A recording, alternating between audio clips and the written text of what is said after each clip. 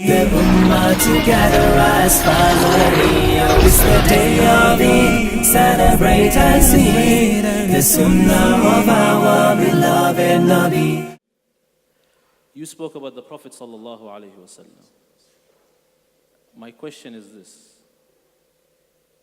what would you do if you got the chance to meet the Prophet sallallahu alaihi wasallam?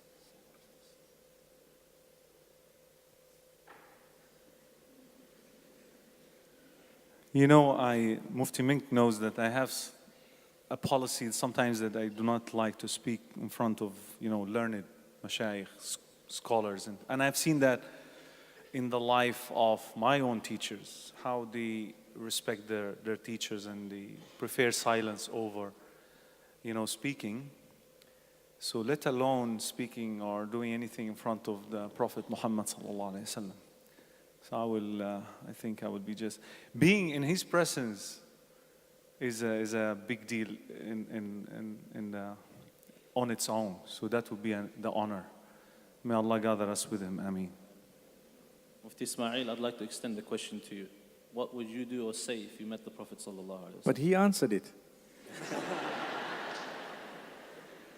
MashaAllah, he said that he doesn't feel, meaning, I know he always tells me, when I'm speaking, please don't sit in the front. He always tells that to me. And today when I was speaking, he was seated right here. And even though the lights were turned off, but his head was just shining. So, mashallah. Sheikh, you're covering it. You're covering your shiny head as well. Don't sell my secrets. Okay. No, mashallah, let's get a little bit more serious. Barakallah feek. I think it would be overwhelming to meet with Muhammad sallallahu alaihi wasallam is actually one of the aims, the dreams that I have, inshallah. And I'm sure it will happen, inshallah.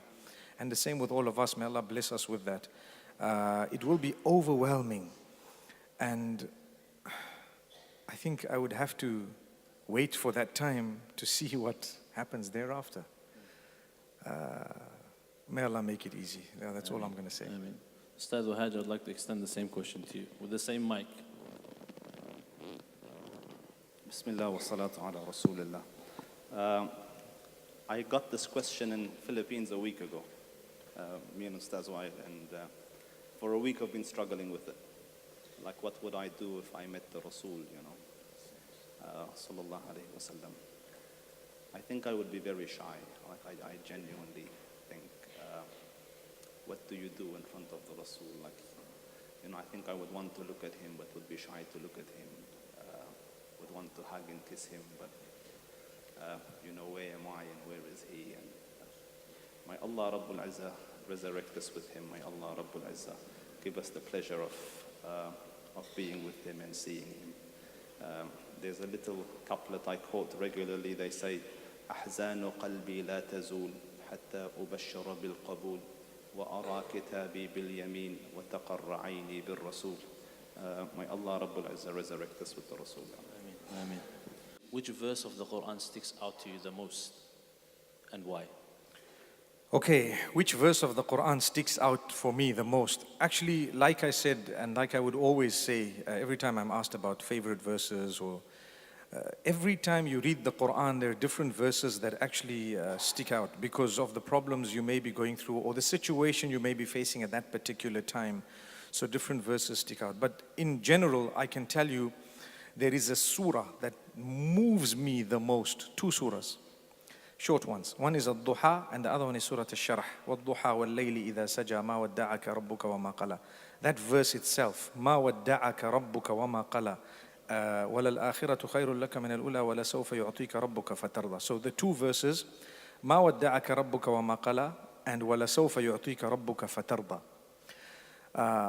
They stick out the most for me. They impact upon me. They make me ponder deeply every time I read them. And what they mean, just for the benefit of everyone, where the Prophet ﷺ, revelation had stopped for a time, and then he thought maybe Allah's upset with me, maybe Allah has left me, forsaken me. So Allah revealed a verse to him to say, مَا وَدَّعَكَ رَبُّكَ. Allah has not forsaken you. وَمَا قَلَى. He's not upset with you. It happens to all of us. Certain things happen negatively. Sometimes we struggle for a long time, and we think maybe Allah's upset with me, and perhaps, And then you read this verse and you say, no, he's not. He's not. You know, he's not upset with me and he hasn't left me. And then a verse down, Allah says, وَلَسَوْفَ يُعْطِيكَ رَبُّكَ فَتَرْضَى. And very soon Allah will give you so much until you become happy. So you might not have it right now and you will get it. So sometimes we want something, we look forward to things and they don't come our way. And Allah says, hang on, it's going to come. Something quick I can share with you. I went to Tanzania many years ago. The people from the University of Zanzibar had invited me. And these were youngsters. They had very little resources. And I had traveled from Zimbabwe to Kenya. And when I spoke to them, and then they had a vote of thanks after the 2 days or 3 days. And I remember the brother, his name is Saeed. Now we're friends. It's been years. It's been more than 10, 12 years. And he just said, we have something to offer you. And that is a verse of the Quran. And I'm thinking, when you have a vote of thanks, people come and give you a plaque, they give you a gift, they give you something, they'll give you something that you can take back home. And he says, we have a verse of the Quran to give you, and that is, وَلَسَوْفَ يُعْطِيكَ رَبُّكَ فَتَرْضَى. He says, indeed, Allah will bless you so much until you are happy. And that was the first time in my life that a different meaning, a different, part of that verse dawned on me. And it's stuck with me ever since, and it's really moved me. And so that surah and the next surah is all about difficulty and hardship. I think I can invite everyone, if you have a moment, to go and look at those two surahs. They really soothe me. They bring about a lot of calmness. I just have to read them, and I'm just blown away. MashaAllah. Allah bless you. Jazakallah khair. Ustadh Wael, the same question extended to you. Which verse of the Quran sticks out to you the most and why? Yeah, there is one verse that always on mind, and I always recite it. I even recited it today during my talk, and that is, قُلْ يَا عِبَادِيَ الَّذِينَ أَسْرَفُوا عَلَىٰ أَنفُسِهِمْ لَا تَقْنَطُوا مِنْ رَحْمَةِ اللَّهِ إِنَّ اللَّهَ يَغْفِرُ الذُّنُوبَ جَمِيعًا إِنَّهُ هُوَ الْغَفُورُ الرَّحِيمُ. Tell my servants, tell them, O Muhammad, those who have transgressed against themselves, who have sinned day and night, tell them, despair not from the mercy of Allah subhanahu wa ta'ala, for Allah forgives all sins. إِنَّهُ هُوَ الْغَفُورُ الرَّحِيمُ. Indeed, He is the most forgiving, most merciful. And I think for two reasons. I like that verse so much for two reasons. It reminds me of my ugly history. And it gives me that hope that Allah subhanahu wa ta'ala is willing to forgive whatever we have committed in the past. So may Allah subhanahu wa ta'ala make us among those who will be forgiven, inshaAllah. Ameen. Ameen. Ustadh Wahaj. I like both of those verses. But I'm in education, and part of what we deal with is discipline and ta'deeb of the younger generation. And so because it's your field, you kind of look for it in the Quran, and no one disciplines like Allah Rabbul Izzah. So one of the topics that the Arabs had a problem with, when the Prophet was preaching, was with this issue of resurrection. We will die, we will turn to bone, the bones will turn to dust. Your Lord will bring us up from dust. And one of them, went and thought and did a lot of thinking, and then came up with an amazing experiment, took old decaying bones, and came to in front of the majesty of the Rasul and crushed it like this. And he goes, you're saying He will give life to this? In his head, he thought I've reached nirvana, look what I do, what an experiment. Like, how are you going to say that? So the Quran responds, in a way befitting the majesty of the Dhul Arsh al-Majid and Fa'alul lima yurid. He says, أَوَلَمْ يَرَ الْإِنسَانُ أَنَّا خَلَقْنَاهُ مِن نُطْفَةٍ فَإِذَا هُوَ خَصِيمٌ مُبِينٌ وَضَرَبَ لَنَا مَثَلًا وَنَسِيَ خَلْقَهُ قال من يحيي العظام وهي رميم. So he says, أولم يرى الإنسان, doesn't man see that we created him from a droplet of nutfa, something so low that if it falls on your clothing you won't pray with it, and then that same thing made from that grows so arrogant that he comes to argue with us, and وَضَرَبَ لَنَا مَثَلًا, and he wants to give examples for us, وَنَسِيَ خَلْقَهُ, and he forgets what he was made from. You know, قُلْ يُحْيِيهِ, and he's saying, مَنْ يُحْيِي الْعِظَامَ وَهِيَ رَمِيمٌ, who will give life to the dead bones once they've decayed. قُلْ, tell him, يُحْيِيهِ الَّذِي أَنْشَأَهَا أَوَّلَ مَرَّةٍ, the one that created it from nothing, he will bring it back again, and he is able to. So to myself, that poor person, you know, thought he's reached nirvana, enlightenment, you know, I have found life. And then Allah Rabbul Izzah brings him to his reality just with a couple of sentences. As someone in behavior management, it stands out to me now. Finally, Ustadh Wahaj, I will stay with you inshallah. You spoke about Jannah and what a beautiful place Jannah is. The final question from myself to you is this: what are you looking forward to the most in Jannah? Whatever's in the tent. Allahu Akbar.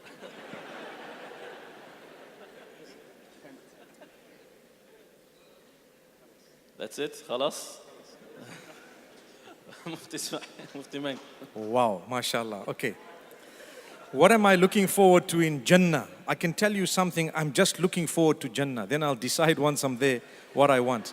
The reason I say that is I have a lot of people asking me more than 200-300 questions over the last few years.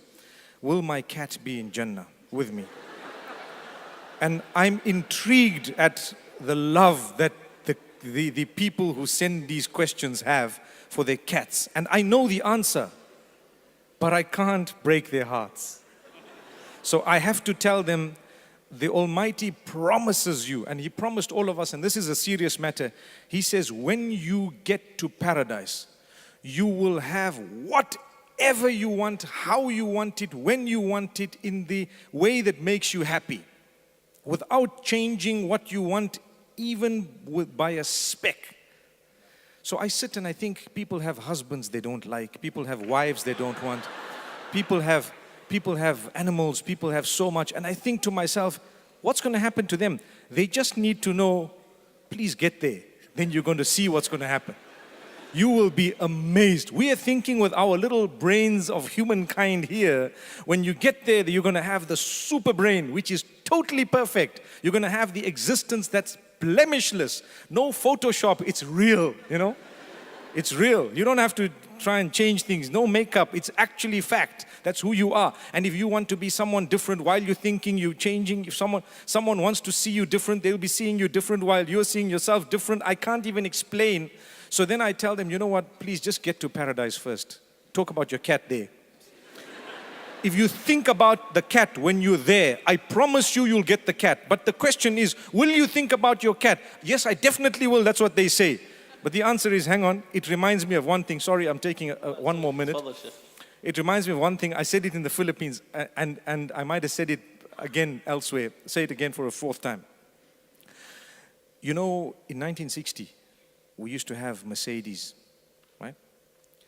And it used to say 280S at the back. And we used to be excited. Oh, wow. Not that I was born at the time, but I'm talking of a 1960. I'm talking of the 1960 model, 1970. Then you had a series that came. And the guys were saying, I can't afford this Merc, but inshallah, in Jannah, Allah will give me this. The same guy, 15, 20 years down the line, if he was to be given that Mercedes, he wouldn't want it. So if I decide now what I want in paradise, maybe 10 years later I won't want it. The Ferraris and the Porsches, the 911 that was so famous when I was young, today people don't look at it, I promise you. They wouldn't want it.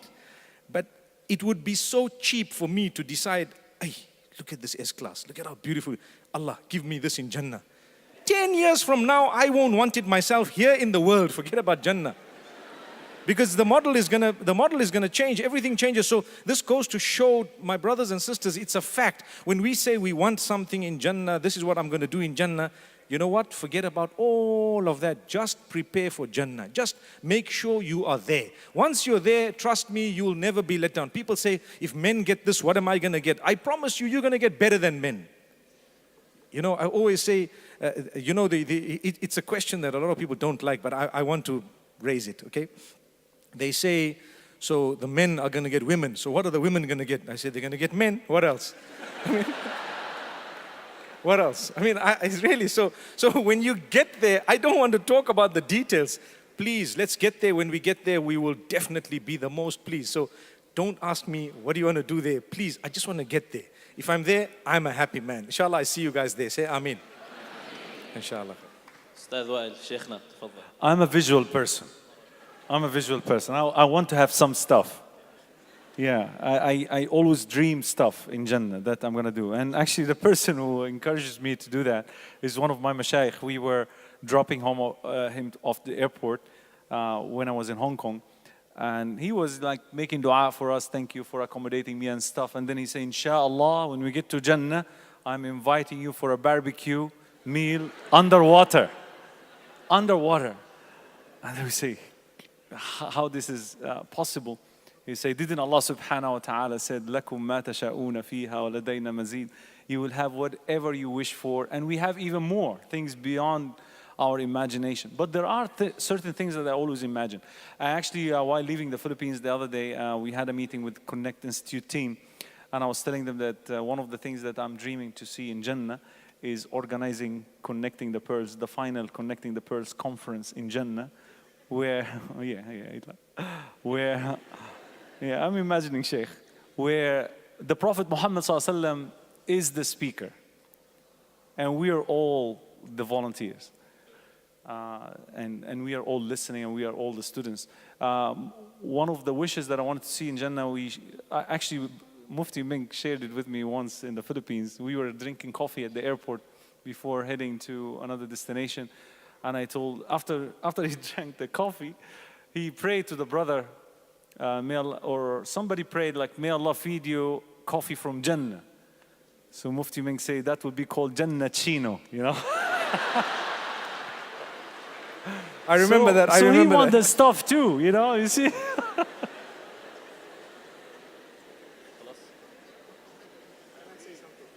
تفضل شيخ. MashaAllah, MashaAllah. I remember the Jannah Chino bit, but I want to ask you, will there be chickens in Jannah? Because for a barbecue, you're going to need chicken.